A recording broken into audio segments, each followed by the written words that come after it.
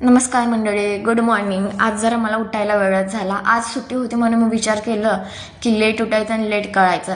आता तुम्ही टायटल बघून म्हणताला मंडे हॉलिडे कसा काय. इथं मंडेला मेरठमध्ये सुट्ट्या असत्या, म्हणजे सराफा तर बंदच असतोय, पण अशा काय काय प्लेसेस आहेत त्या पण मंडेला म्हणजे मार्केटिंग एरिया वगैरे सगळा बंदच ठेवते ती, त्यामुळं मंडे हा आमचा संडे असतो. पहिले तर मला हॅबिट नव्हती, जेव्हा मी नवीन आलती मला पहिल्यापासून संडेला संडे बनवायची हॅबिट होती. मग हळूहळू मंडेला संडे बनवायची हॅबिट मी चालू करून टाकली. की किती मंडे आणि संडे लिरिक सेम्स येते त्यामुळे जरा कन्फ्यूज होतं.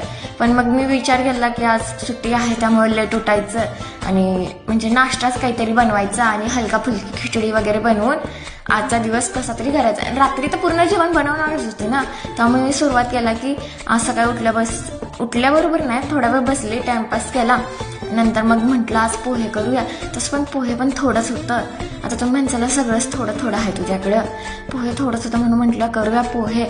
माहिती पोहे बनवताना काय काय लोक शेंगदाणे पण टाकतात आणि काय काय आलू, पण मी शेंगदाणे नाही टाकले, मी आलूच टाकलं, कारण मी स्टार्टिंगपासून आलूच पोहे खात आल्या. मग पोहे झाल्यावर लगेच मी घेतला चाय.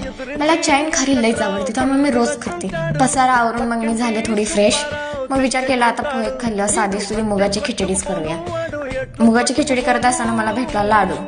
हा बघा, चॉकलेट साखर ॲप केले, पण हा बेसनचा लाडू आहे, तासाच भेटतो. आणि मग मी बनवली मुगाची खिचडी. नंतर खिचडी खाऊन झाली तयार आणि मग मी गेले थोडी बाहेर, आणि बाहेर गेला मी खाल्लं सूप. आजचा डे तेच संपला. Bye bye.